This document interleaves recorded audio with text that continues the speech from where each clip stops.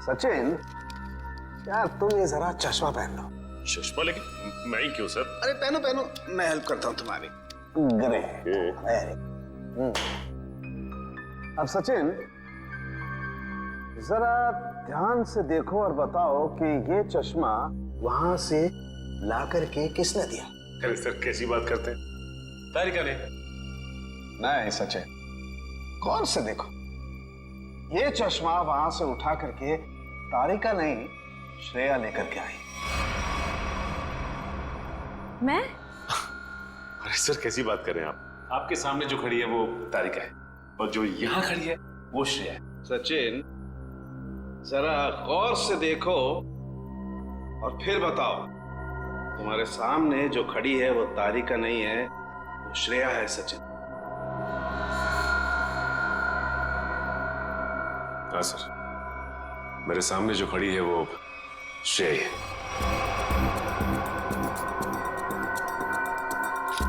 सचिन, ये मेरी गन लो।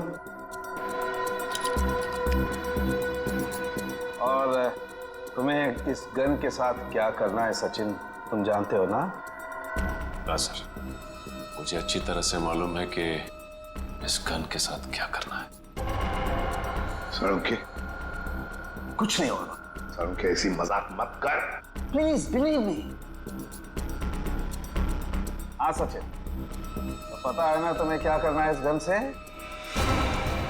हाँ सर, पता है।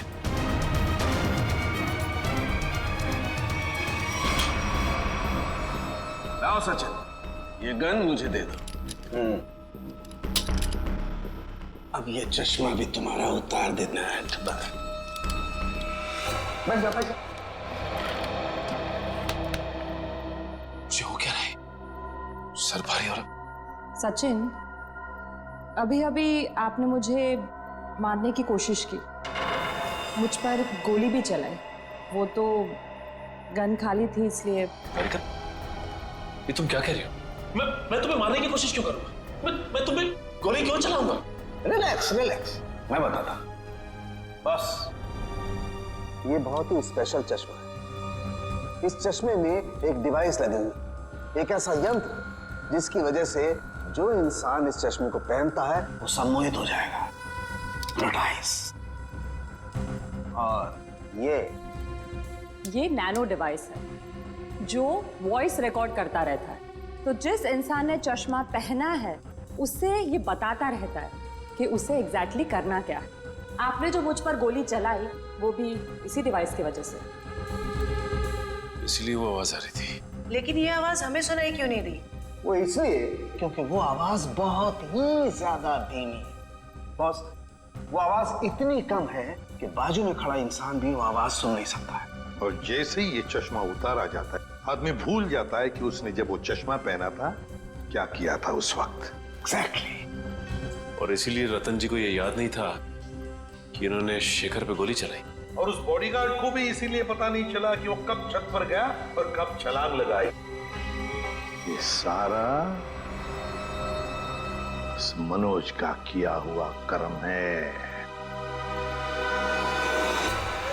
अब वो वक्त आ गया है जो मैंने अपनी पूरी जिंदगी में किया, वो सारे कर्मों का हिसाब होगा। अफसोस, पाप का घड़ा पुण्य से भी भारी है, लेकिन मेरी जैसी औरत का जीने का कोई अधिकार नहीं है, कोई अधिकार नहीं है। उम्मीद करती हूँ अगले जन्म में अच्छा इंसान बनने की कोशिश करूंगी।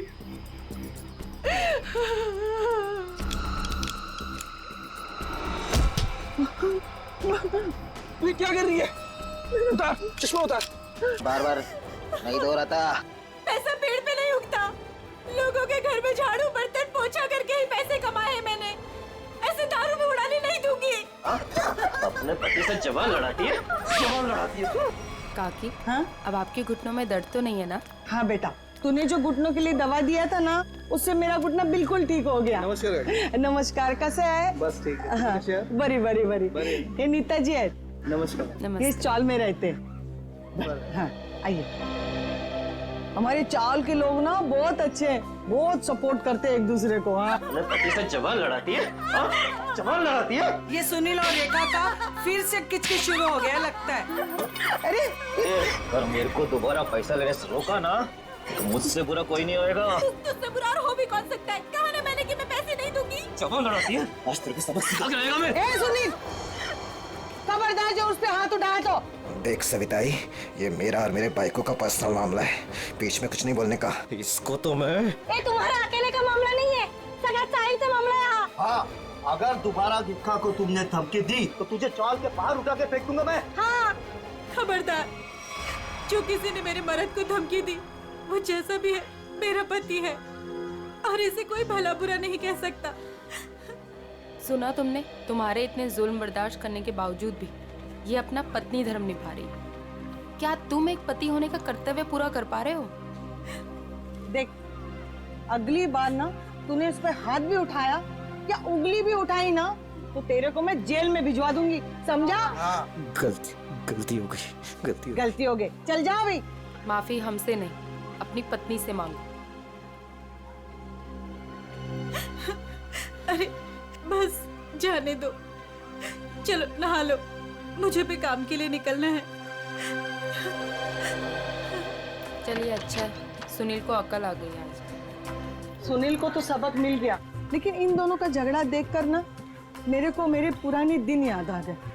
आपके पति भी? हाँ, बहुत शराब पीता था, हर वक्त नशे में रहता था, और जब नशे में नहीं रहता था ना तो इसी तरह जबरदस्ती मेरे से पैसा मांगता था। और आप पैसे दे देती थी? हाँ, क्या करती? और जब मैंने पैसा देना बंद किया ना तो मेरे सारे गहने, कपड़े, घर का सारा सामान, यहाँ तक कि घर का पूरा अनाज भी बेचना शुरू कर दिया। और फिर एक दिन यही शराब उनको मुझसे दूर ले गई और लीवर फेल हो गया। आई एम सॉरी, मुझे ये सब नहीं पता था। अब आपके पति के बाद आपके घर में कौन कौन है? मेरे 2 बच्चे थे, अनुज और कशिश। भगवान भी इतना निर्दयी है ना, एक एक्सीडेंट में मेरे 2 बच्चों को मुझसे छीन लिया। मैं समझ सकती हूँ कि अपने को खोने का गम क्या होता है। हौसला रखिए, आने वाले दिन खुशियां ही खुशियां लेकर आएंगे। कल की इसी उम्मीद पे तो मैंने ये एनजीओ की स्थापना की थी और चाल के सारे परिवार वालों को मैंने अपना परिवार माना। काकी, आप बहुत ही नेक काम कर रही हैं। अच्छा अभी रहने दे, ज्यादा तारीफ मत कर मेरी। हाँ चल अंदर चल, मैं तेरे को ना गरम गरम चाय पिलाती हूँ। हाँ? अरे नहीं काकी, मुझे ना लेट हो रहा है और आज ही मुझे कॉलेज भी जाना है अपने थीसिस का फॉर्म भरने। तो हम शाम को मिलते हैं चाय पे? पक्का ना? संभल के जाना। हाँ? आज तो बहुत लेट हो गई।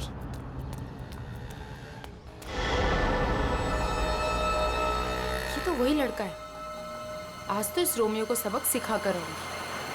हेलो ओएस्टा, हेलो, रुक, कब से मेरा पीछा कर रहा है? रुक, भागता कहाँ है? रुक।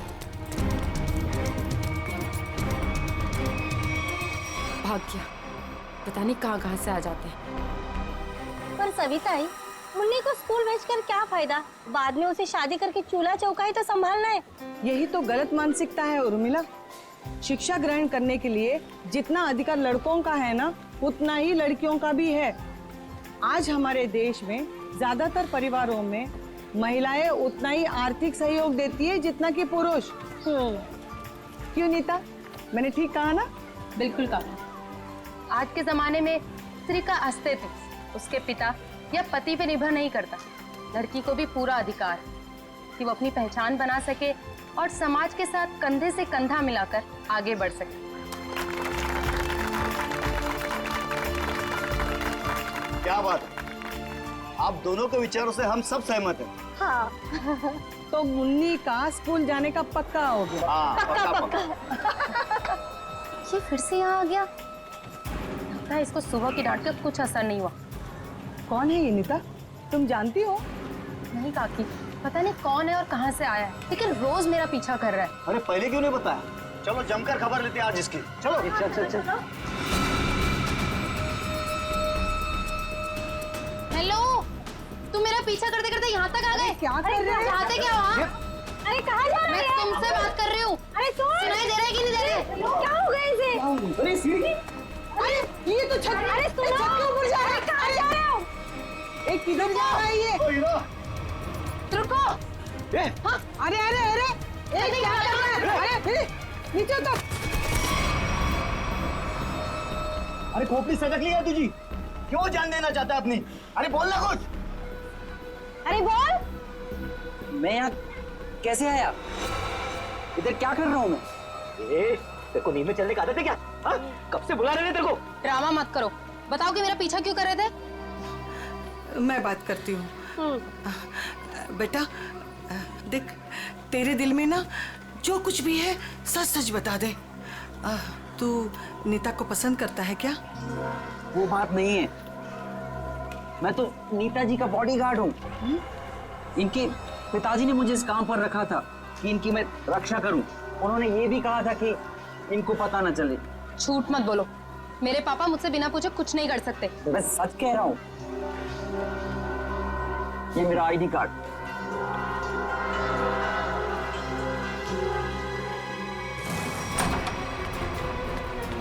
अरे नीता बिटिया, अरे अभी हम तुम्हारे बारे में ही बात कर रहे थे। नमस्ते। नमस्ते बेटा।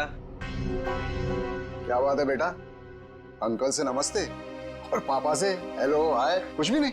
मैं आपसे बहुत नाराज हूँ। ऐसा मैंने क्या कर दिया? आप जानते हैं ना कि मैं मंगलावाड़ी चौल में अपनी रिसर्च कर रही हूँ। मुझे उन लोगों के रहन सहन, उनका गुजर बसर वो सब जानना है, इसलिए तो मुझे उनके बीच में रहना पड़ रहा है। हाँ बेटा, तो मैंने आपको अनुमति दे तो दी थी ना चौल में रहने की। अनुमति दी, वो ठीक है, लेकिन वो बॉडीगार्ड वो मेरे पीछे क्यों आ जाता है बार बार? देखो बेटा, मैंने बॉडीगार्ड इसलिए रखा था कि मैं चैन की नींद सो सकूं और मुझे यकीन रहे कि मेरी बिटिया वहां पर सुरक्षित है। पापा, मैं कोई बच्ची थोड़ी हूँ, अपनी देखभाल कर सकती हूँ। शेखर अंकल, समझाइए ना पापा को। पापा के लिए तो तुम हमेशा बच्ची ही रहोगी। 50 साल की हो जाओगी ना तब भी। आप भी ठीक है, आप भी ना पापा की तरफदारी कर लो। अरे नहीं नहीं बेटा, हम तो आपकी ही तरफ हैं। देखो रतन, ये अच्छी बात नहीं है भाई। नीता बिटिया को उसकी पर्सनल स्पेस मिलनी चाहिए। लेकिन शेखर, तुम्हें तो पता है ना शहर में जुर्म कितने बढ़ गए हैं। अब मैंने एक बॉडीगार्ड रख लिया तो कौन सा पहाड़ टूट गया यार। मुझे ना आपसे कोई बहस नहीं करनी। कल मेरा जन्मदिन है और ये मेरा जन्मदिन का गिफ्ट कि नो बॉडीगार्ड। अरे हाँ, कल तो नीता बिटिया का जन्मदिन है। अरे यार, मैं तो बिल्कुल भूल ही गया था। लेकिन मैं कैसे भूल सकता हूँ मेरी प्यारी प्यारी बिटिया का जन्मदिन।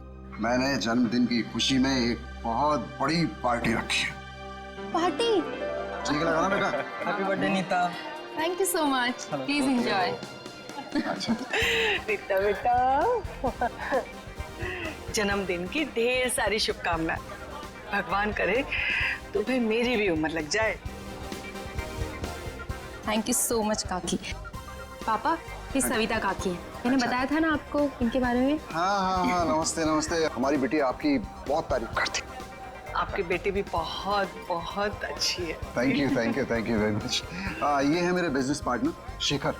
नमस्ते। नमस्ते, आपसे भी मिलकर बहुत खुशी हुई। मुझे भी बहुत खुशी हुई आपसे मिलकर। Ankit, many happy returns of happy birthday. Thank you so much. अरे sir, looking handsome sir. Thank you. अच्छा सर, कल हमारे नए प्रोजेक्ट की मीटिंग फिक्स हुई है, सुबह 10 बजे। 10 बजे? Okay done. हेलो जी, ये मेरी बर्थडे पार्टी है, आपका ऑफिस नहीं, तो ये जो अपना काम है ना ऑफिस तक ही रखिए। सॉरी बेटा, सॉरी। आई एम सॉरी, आज काम की कोई बात नहीं हो गई, ठीक है? चलो अब केक काटें। पापा बस एक मिनट, छोटा सा सरप्राइज है। रामू, श्याम, जल्दी से सारे मेहमानों के चश्मे ले आओ। चश्मे? चश्मे? ये देखिए, रंग बिरंगे चश्मे। सो आज का थीम है गॉगल्स, तो ये सबको पहनने हैं। Okay guys? Very innovative idea. तुम्हें ड्रेस से मैच कर रहा है ना? हाँ। मैं अभी नहीं लगाऊंगी, मैं केक काटने के बाद लगाऊंगी। चलो केक काटते हैं। हाँ।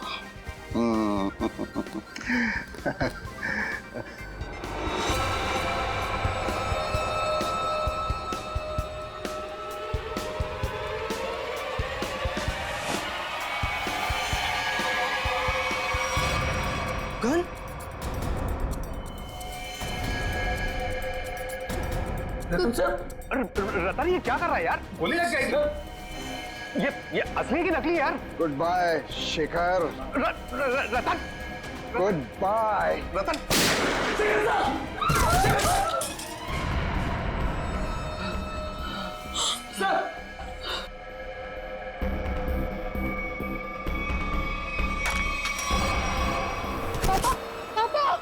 पापा ये तो बेहोश हो गए। ये अच्छा है, गोली मार के बेहोशी की एक्टिंग कर रहे हैं। अरे कोई एम्बुलेंस बुलाओ, शेखर जी को गोली लगी है। और सीआईडी को भी फोन करना पड़ेगा। Hello CID.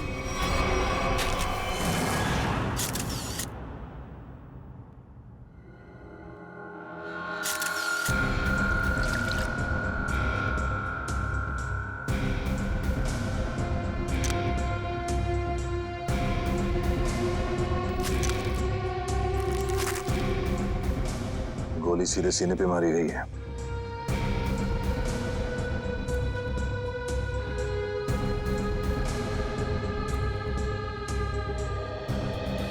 आप सबने देखा था रतन जी को गोली चलाते हुए शेखर जी पे? हाँ सर, हम तो हक्के बक्के रह गए ये देख के। इतनी अच्छी पार्टी चल रही थी, सब कितना एंजॉय कर रहे थे। पता नहीं अचानक रतन जी को क्या हो गया, उन्होंने गोली चला दी।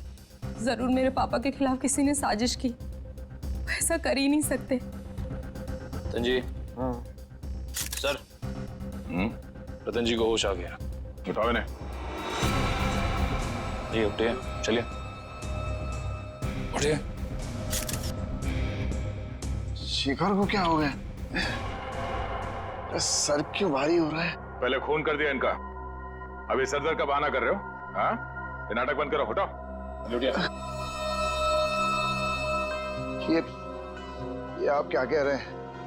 मैंने किसी का खून नहीं किया।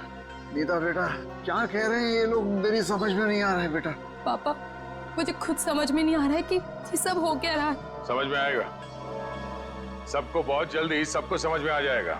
निखिल, मयूर, घर की अच्छी तरह से तलाशी लो। यहाँ पे पार्टी में जितनी भी चीजें मौजूद है सबको उठा लो। जयंती सर, इस गन को फोरेंसिक लैब में भिजवा दो। रतन जी चलिए ब्यूरो चलते हैं। पापा ठीक तो है ना? पापा सर बैलिस्टिक्स रिपोर्ट आ गई। इसमें साफ साफ लिखा है कि शेखर को जो गोली लगी थी वो रतन जी के गन से चली थी, और उस गन पे जो उंगलियों के निशान मिले थे वो भी रतन जी के ही थे। कहिए रतन जी, क्या कहना है आपको इस बारे में? मेरे कुछ समझ में नहीं आ रहा सर। मेरा सर बहुत भारी हो रहा है। ऐसा लग रहा है जैसे किसी गहरी नींद से जागा हूं मैं। कोई डरावना सपना देखा है मैंने। हाँ, मगर क्या करे, शेखर जी की मौत तो कोई सपना नहीं है। सारे सबूत यही कह रहे हैं कि शेखर का खून तुमने किया है। मैंने कोई गोली नहीं चलाई सर। आप मुझ पर यकीन क्यों नहीं कर रहे सर?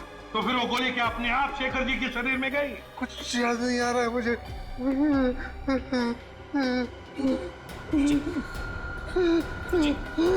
रतन जी, मैंने कहा था ना आपसे कि मेरे पापा दिल के मरीज हैं, उन्हें टेंशन मत दीजिए। सर मैं एम्बुलेंस को फोन करता हूँ। नहीं नहीं नहीं, अपनी गाड़ी में लेकर चलो, हॉस्पिटल में एडमिट करो जल्दी। चलिए। मैं भी चलती हूँ साथ में। नहीं, आप नहीं जाएंगी। उन्हें पहले एडमिट होने दो, बाद में मैं भी चलूंगा तुम्हारे साथ।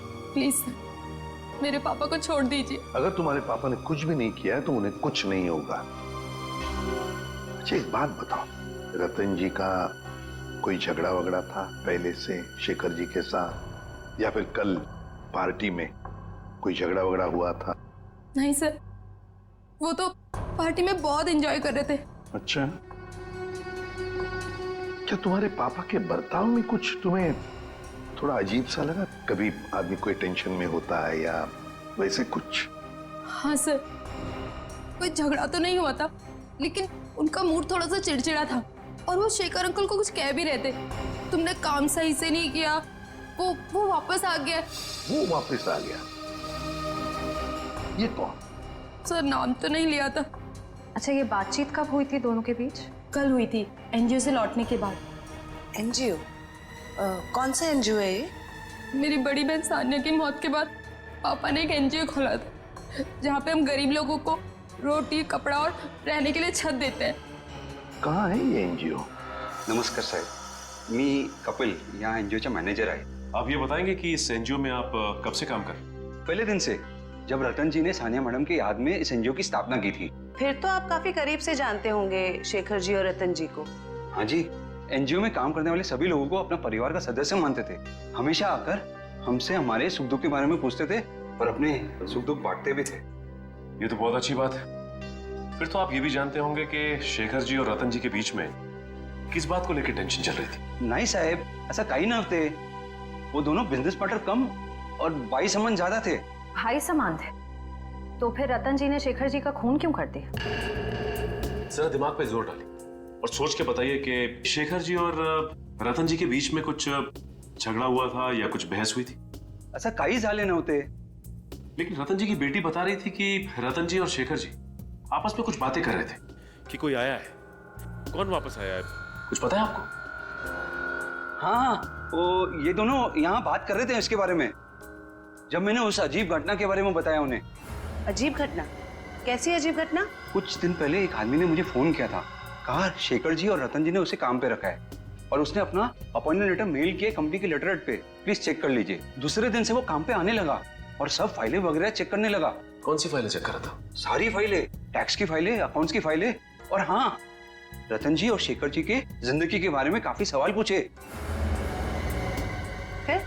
फिर क्या, बस लंच ब्रेक में खाना खाने के बहाने बाहर चला गया और वापस ही नहीं आया. जब भी मैंने इस घटना के बारे में दोनों बॉसेस को बोला तो उन्होंने कहा कि हमने किसी को काम पे रखा ही नहीं है. इतनी मेहनत करके आया था पूछताछ करने के लिए. जरूर इस जुर्म में उसका हाथ है. शेखर जी ने रतन जी को कहा कि वो वापस आ गया है, तुमने अपना काम बरोबर किया नहीं है. इस आदमी का चेहरा तो देखा था ना आपने? हमारे लिए स्केच बनवाई. साहिब, दरअसल बात यह है कि उस दिन मैं अपना चश्मा घर में भुलाया था और चश्मे के बगैर मुझे तो कुछ दिखता ही नहीं है. सामने कुर्सी पड़ी की गाड़ी पड़ी, मेरे को वो भी नहीं दिखता. सर, एक बात तो तय है, ये जरूर इन दोनों के अतीत से जुड़ा हुआ ही कोई आदमी है. एग्जैक्टली. इसीलिए तो बड़ी आसानी से इस अनजान आदमी को उन्होंने पहचान लिया. इस नए मोहरे से जल्द मिलना होगा. सर, हाँ, पता चला एनजीओ से किसका फोन था जिसकी वजह से इन दोनों के बीच में अनबन हो गई? सर, एनजीओ वालों को उसका नाम तो नहीं मालूम, लेकिन उनका कहना था कि कोई आदमी आया था, अनजान आदमी, जो काफी सवाल जवाब कर रहा था वहां. यह आदमी जरूर रतन ने जो अपने बेटी सानिया के नाम पे एनजीओ चलाया उसी से संबंधित है. रतन और शेखर दोनों इस आदमी के बारे में जानते थे और इसीलिए इन दोनों के बीच में बहस हो गई. सर, कहीं ये जो भी चीजें हो रही हैं, इन सबका संबंध सानिया की मौत से तो नहीं है? नीता, बेटा एक बात बताओ, तुम्हारी बहन की मौत कैसे हुई? दीदी ने आत्महत्या की थी. क्यों? मालूम नहीं. मालूम नहीं मतलब? मैं उस वक्त हॉस्टल में थी. घर पे क्या हो रहा है क्या नहीं, सबसे अनजान. अच्छा, जब आपकी बहन ने आत्महत्या की तो उस वक्त क्या आप हॉस्टल में थी? उस वक्त तो मैं घर पे थी, छुट्टियां मनाने के लिए आई थी. मुझे आज भी वो दिन याद है जब मैं और पापा मॉल से शॉपिंग कर आए और जैसे ही पापा ने दरवाजा खोला. सानिया बेटा, सानिया, सानिया! नीता, क्या तुमने अपने पापा से पूछा नहीं, जानने की कोशिश नहीं की कि क्यों तुम्हारी बहन सानिया ने ऐसा कदम उठाया? पूछा था सर, बहुत बार, लेकिन पापा हमेशा यही कहते थे कि तुम्हें इस बारे में जानने की जरूरत नहीं, और वो रोने लगते थे. इसलिए मैंने इस बारे में कभी उनसे बात नहीं की. हम अगर किसी को तो पता होगा ना क्या तकलीफ थी सानिया को. कोई खास दोस्त न कोई तो. आया जी थी, वो हमेशा उनके साथ रहती थी. उसकी जिंदगी के पहले दिन से लेके आखिरी दिन तक वो हमेशा दीदी के साथ रही है. जी, ये आया रहती कहाँ है? उसी चौल में जहाँ मैं रिसर्च कर रही हूँ. अभी भी पापा उनकी तनख्वाह हर महीने बराबर पहुँचा देते हैं. क्या चल रहा है तुम्हारा? अभी तक गिनती चालू है? आई एम सॉरी सर, पता नहीं क्यों मगर मुझे एक चश्मा कम लग रहा है. एक चश्मा कम लग रहा है मतलब? सर, पार्टी में 20 लोग आए थे. हाँ. मैं कम से कम 5 बार गिन चुका हूँ, हर बार 19 चश्मे बता रहे. तो फिर एक चश्मा कहाँ गया? पता नहीं सर. जी बिल्कुल सही कह रहे हैं, जो चश्मा मेरे पापा ने पहना था वो तो इसमें है ही नहीं। पापा का चश्मा कहाँ गया? सब हो सकता है जब पापा बेहोश हुए हो तो कोई लेकर चला गया हो। कमाल है सर, पार्टी में खून हो जाता है मगर फिर भी किसी को चश्मा चुराने की सूझी। एक बात और सर, बिल्कुल उसी तरह का चश्मा मेरे बॉडीगार्ड ने भी पहना था जब वो चौल की छत से कूदकर खुदकुशी करने वाला था। एक मिनट, तुम्हें कैसे पता चला कि वो वही चश्मा था जो तुम्हारे पापा ने पहना था? क्योंकि मैंने उसे पहले भी देखा है। वो कभी चश्मा नहीं पहनता, लेकिन उसने चौल की छत से जब वो कूद रहा था तो उसने उसी तरह का चश्मा पहना था। वो चश्मा ही मनूस है। सर, इस चश्मे का खून के साथ क्या कनेक्शन हो सकता है? सचिन, कोई ना कोई कनेक्शन तो जरूर है। कुछ ना कुछ तो गड़बड़ है, कुछ ना कुछ तो गड़बड़ है इस चश्मे को लेकर। क्या नीता, क्या हमारे लिए तुम्हारे पिताजी के गॉगल का जो डिजाइन है वो बनवा सकती हो हमारे स्केच आर्टिस्ट से? जरूर सर। उन दोनों को कनेक्ट कर।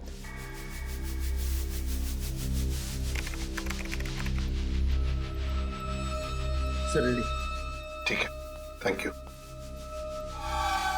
कमाल का डिजाइन है ये इस चश्मे का। सर, ये चश्मा तो कस्टम मेड लगता है क्योंकि रेडीमेड चश्मों की डिजाइन ऐसी नहीं होती। हाँ श्रेया, ये ऑर्डर दे के डिजाइन देकर बनाया गया चश्मा है ये। पता लगाना पड़ेगा शहर में ऐसी कौन सी दुकानें हैं, कितनी दुकानें हैं ये इस तरह के चश्मे बनाती हैं। फिर सानिया की आया के बारे में भी पता लगाना पड़ेगा। हेमलता जी? कौन है? आप सानिया की आया थी ना? हाँ, पर आप लोग? देखिए, हम सीआईडी से। सीआईडी? माफ करना माँ जी, हम लोग ने आपको परेशान किया। ठीक है बेटा, दिवस भर में आराम ही करती हूँ, पर आप लोग यहाँ कैसे? देखिए हेमलता जी, आप सानिया की आया रही बचपन से, है ना? और फिर सानिया ने आत्महत्या भी की, ये तो आप जानती ही हैं। अब ये जानना चाहते हैं कि क्यों सानिया ने क्यों आत्महत्या की।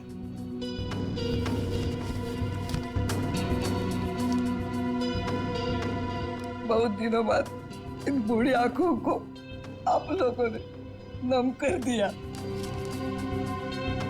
हम आपका दुख समझते हैं। मैं हूँ जिम्मेदार, मैं हूँ। या तो रतन जी को मैंने मनाना चाहिए था उस रिश्ते के लिए, वरना सानिया को मजबूर करना चाहिए था वो लड़के को भूलने के लिए। लड़का? कौन लड़का? जिससे वो प्यार करती थी। प्यार करती थी?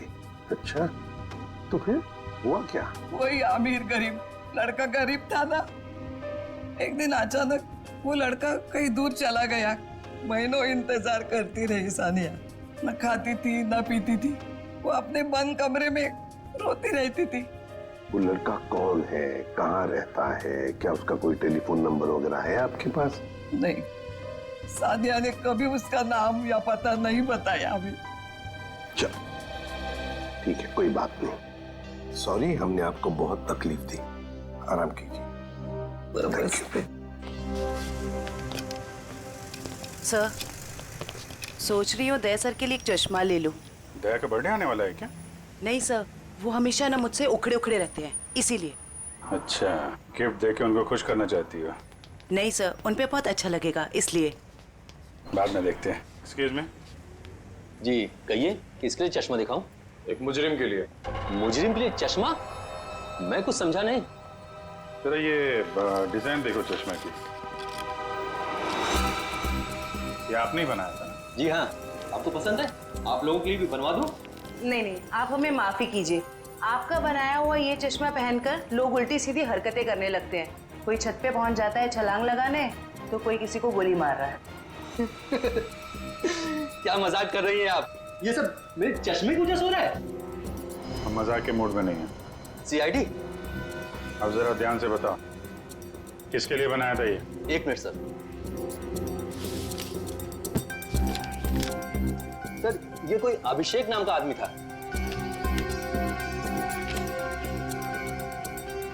क्या बात है सर, नाम भी है, एड्रेस भी और फोन नंबर भी है। कॉल करो जी।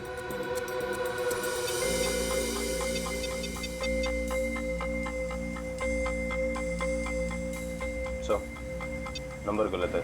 गलत? लगता है एड्रेस भी गलत है। दिल दरिया कॉलोनी। दिल दरिया कॉलोनी कभी सुना है आपने? कहीं कहाँ पे है मुंबई में? सॉरी सर, मैंने एड्रेस ठीक से देखा नहीं था। आंखों का बिजनेस करते हो तुम? आदमी को तो देखा होगा ठीक से। दरअसल सर, मैं उस वक्त दुकान पर नहीं था। मेरा कारीगर जगनलाल था, उसने ही अभिषेक को देखा था। बुलाइए जरा ये जगन्नाथ जी को। जगनलाल जी साहब, ये लोग सीआईडी से हैं। जरा इन्हें बताओ, ये खास डिजाइन वाला चश्मा किसने बनवाया था? साहब, वो बड़ा ही अजीब आदमी था।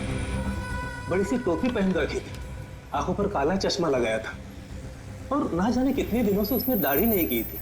काफी लंबी दाढ़ी थी उसकी। ओह, नाम और एड्रेस की तरह हुलिया भी नकली। कुछ और याद आता है इस आदमी के बारे में? हाँ सर, अक्सर जो लोग चश्मा बनाते हैं ना, वो सामान हमारे दुकान से ही लेते हैं, लेकिन वो खुद अपना सामान लेके आया था। फ्रेम, कांच और एक अजीब सी छोटी सी चीज उसने लगाई थी चश्मे में। छोटी सी चीज? अच्छा, उस चीज के बारे में कुछ बता सकते हैं आप? अपने मोबाइल का सिम कार्ड होता है ना, उससे भी छोटी चीज थी। और साहब, चश्मा बनने के बाद उसने मुझे पहनने भी नहीं दिया। मुझे फिटिंग चेक करवानी थी तो बोला चश्मा गंदा हो जाएगा। ये भी कोई बात हुई? कोई बात नहीं। आप जरा ये मेरा कार्ड रखिए। अगर वो आदमी दोबारा आए या दिखाई पड़े तो मुझे फोन करना, और उसको नहीं बताएंगे। इतना तो समझते हैं ना आप? समझ गए सर। सर हाँ, ये रोहन और मीशा है, ये सानिया के बड़े अच्छे दोस्त थे। घबराओ मत। देखो, हमने तुम्हें यहाँ कुछ सवाल पूछने के लिए बुलाया है। कैसे सवाल सर? सानिया के बारे में। क्या तुम लोगों को पता है सानिया ने ऐसा क्यों किया, क्यों आत्महत्या की? पता नहीं सर, अगर उसे कोई प्रॉब्लम होती तो हम जरूर उसकी मदद करते, लेकिन ऐसा कुछ नहीं था सर। एक बात बताओ, क्या सानिया का कोई बॉयफ्रेंड वगैरह था? कोई लड़का था उसकी जिंदगी में? हाँ सर, एक लड़का तो था, मगर उसने कभी हमें उससे मिलवाया नहीं। क्यों? पता नहीं सर, वो बोली सब कुछ ठीक हो जाने के बाद सबको बताएगी। बहुत सीरियस थी उसको लेकर, शादी करना चाहती थी उससे। अच्छा, क्या नाम क्या था उस लड़के का? नहीं सर, उसके बारे में कुछ भी नहीं बताया था। पर हाँ सर, वो कॉलेज खत्म होने के बाद मंगलावाड़ी चौल जाती थी। एक दो बार तो मैंने खुद उसे वहाँ पे छोड़ा था। वहाँ पे एक लड़का बाइक पे हेलमेट पहने उसका इंतजार किया करता था। मंगलावाड़ी? चलो, थैंक यू वेरी मच, तुम दोनों जा सकते हो। मंगलावाड़ी चाल? सर, नीता तो वहीं पे रिसर्च करती थी। और उसकी बहन सानिया, नीता की बहन सानिया जिस लड़के से मिलने जाती थी, वो मंगलावाड़ी चाल में ही रहता है। मंगलावाड़ी चाल में। कुछ समझ गए? समझ गया सर। मतलब ये नीता उस लड़के को जानती है, मगर जानबूझ के हमसे छुपा रही है। हाँ, मंगलावाड़ी चाल। इस लड़की को देखिए, क्या आप में से कोई भी इसे जानता है, कभी देखा है? हाँ, ये अक्सर हमारे चौल में आया करती थी उस लड़के से मिलने। कौन सा लड़का? मनोज नाम था उसका, इसी चाल में रहता था वो। रहता था मतलब अब नहीं रहता? वो दरअसल कुछ साल पहले उसे सजा हो गई थी। अब तक तो सजा पूरी भी हो गई होगी, पर वो वापस लौटा नहीं। क्या क्या किया था उसने? सर, पक्के से तो पता नहीं। पुलिस कह रही थी चोरी चकारी का इल्जाम है उस पर। मनोज, चलो, thank you very much. Sir, जिस मनोज की आप बात कर रहे हैं, उसका तो सर कोई भी पुलिस रिकॉर्ड नहीं है। सुमी जी, ये कैसे हो सकता है, जबकि मंगलावाड़ी चाल में रहने वाले लोगों ने हमें बताया कि 5 साल पहले मनोज को उसी चाल में से गिरफ्तार किया था। सर, सारी फाइलें आपके सामने रखी हुई हैं। 5 साल के सारे रिकॉर्ड आप देख चुके हैं, मगर कहीं भी इस नाम का कोई शख्स नहीं है। हो सकता है मनोज की फाइल गुम हो गई। ऐसा कैसे हो सकता है सर? क्यों नहीं हो सकता? तो फिर मनोज की फाइल मिल क्यों नहीं रही है? हो सकता है सर, आपको कोई गलत इंफॉर्मेशन मिल गई हो, या फिर इस नाम का कोई शख्स हो ही ना, या फिर चौल वालों ने आपसे झूठ बोल दिया। होने को तो ये भी हो सकता है कि मनोज की फाइल यहां से जानबूझकर गायब की गई।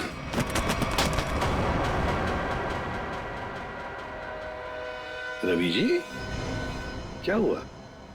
तबीयत बिगड़ गई क्या? ये अचानक पसीना क्यों आने लगा? अरे कांपने क्यों लगे तुम?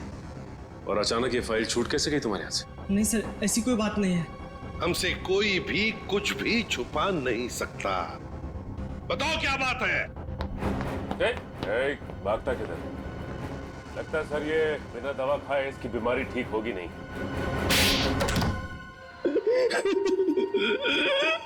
सर मुझे माफ कर दीजिए, मेरे पैसों के कारण मैंने उसकी फाइल जला दी। शर्म आनी चाहिए तुम्हें। पैसों की लालच में तुमने एक मुजरिम की मदद की, और तो और अपने नौकरी से गद्दारी की, अपने देश से भी गद्दारी की तुमने। कौन से जेल में है मनोज? सर तिलक नगर जेल में था, 7 साल की सजा थी उसे। अच्छे व्यवहार के कारण 4 साल में उसे रिहा कर दिया गया। सर अगर वो अच्छे बर्ताव के लिए रिहा हो ही रहा था तो फिर रिकॉर्ड नष्ट करने के लिए उसे घूस देने की क्या जरूरत थी? सचिन, शेखर और रतन, इन दोनों के बीच में जो बहस हुई थी उसमें शेखर बोल रहा था कि वो वापस आया है, तो फिर जरूर वो मनोज के बारे में बात हो रही थी। सर उस चश्मे वाले का फोन। सर मैं जगन्नाथ चश्मे वाला। सर अभिजीत सर का फोन नहीं लग रहा था, इसलिए मैंने आपको फोन किया। हाँ बोलिए। सर वो आदमी फिर आया था चश्मा बनाने। अब इस वक्त कहाँ है वो आदमी? सर वो जाते वक्त फोन पे बात कर रहा था, कह रहा था कि किसी विद्युत नगर जा रहा है, सेक्टर 5। विद्युत नगर? नीता भी तो विद्युत नगर में रहती है। माय गॉड, नीता की जान को खतरा है। हाँ एसीपी सर, हम नीता के घर पहुंच गए हैं।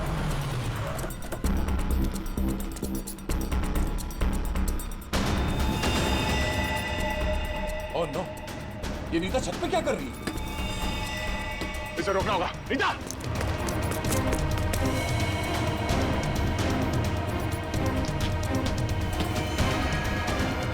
नीता!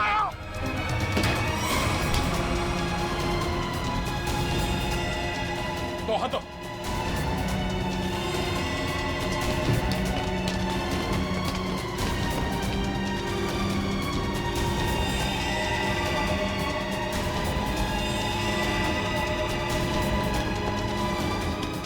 पकड़ो। आजा, आजा। मयूर चश्मा। ये क्या कर रही थी तुम? अपनी जान क्यों दे रही थी? जान दे रही थी? मैं क्यों अपनी जान दूंगी? तुम छत पे क्या करने आई थी? छत पे? मैं छत पे क्या कर रही हूँ? मुझे कुछ याद नहीं आ रहा। मैंने वो चश्मा पहना था और पता नहीं मेरा सर दर्द हो रहा। सर इस केस में ये क्या हो रहा है? लोग अचानक खुदकुशी करने चले आते हैं। सारे हादसों में एक चीज कॉमन है, ये चश्मा। ये चश्मा पहनने से पहले क्या हुआ था वो तो याद है ना तुम्हें? हाँ सर। नीता, मुझे पता है तुम पर क्या बीत रही होगी, लेकिन तुम चिंता मत करो, सब ठीक हो जाएगा। काकी, ये क्या है? ऐसी हालत में मुझे ये गिफ्ट तुम्हें देते हुए बहुत अजीब लग रहा। गिफ्ट? हाँ, तुम्हारा बर्थडे था ना, तो हमारे चौल के बच्चों ने अपने हाथों से बड़े प्यार से तुम्हारे लिए गिफ्ट बनाया।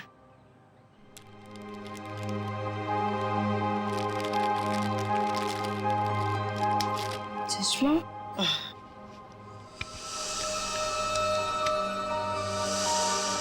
ये सविता जी कौन? सविता जी मंगलवाड़ी चौल में रहती हैं। बड़ी नेक औरत है। ये कितनी नेक औरत है ये तो उनसे मिलने के बाद ही पता चलेगा। मेरा बच्चा आ गया। तूने जहर पिया? आई, ये क्या किया तूने?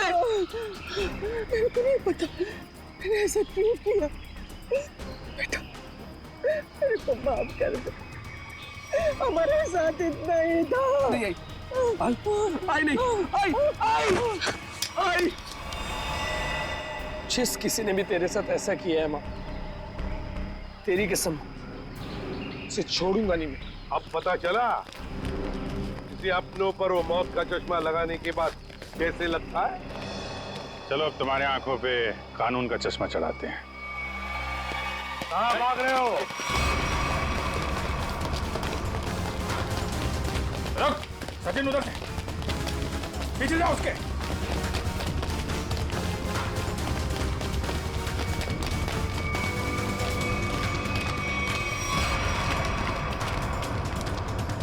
Wish you many happy returns of the day. Happy birthday. so much. अब जेल की चक्की पीसने की तैयारी करो। सविता जी भले मेरी असली माँ ना थी, पर वो मेरे लिए मेरी माँ से भी बढ़कर थी। उनके बच्चों के मरने के बाद उन्होंने मुझे ही अपना बेटा माना था।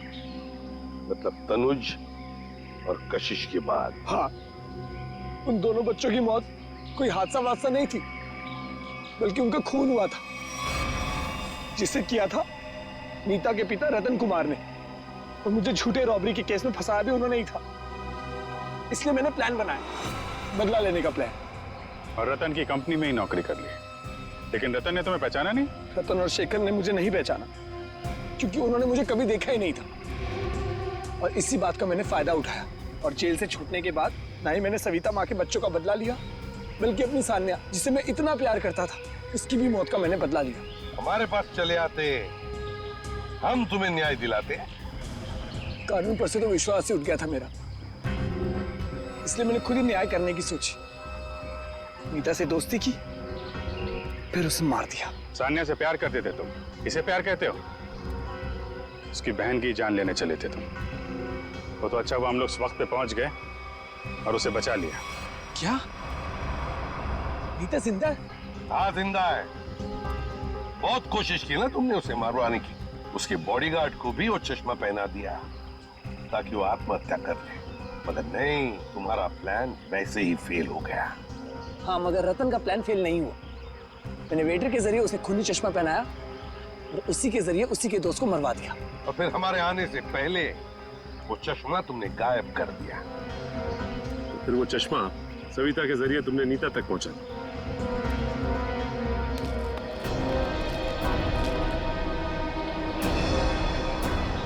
माँ, तू जिंदा? मैं जिंदा हूँ। मेरे को माफ कर दो मनोज बेटा, ये सब कुछ मुझे सीआईडी को बताना पड़ा। इन्होंने जो कुछ भी किया हमारे कहने पे किया। अपना बदला पूरा करने के लिए तुमने बहुत नाटक किया, और तुम्हारी असलियत सामने लाने के लिए हमने भी ये छोटा सा नाटक किया। क्या मिला तुम्हें? इस बदले की आग ने तुम्हें कहां से कहां पहुंचा दिया। अब जेल की सलाखों के पीछे सड़ते बैठना। कानून तुम्हें कड़ी से कड़ी सजा देगा, शायद फांसी ही होगी।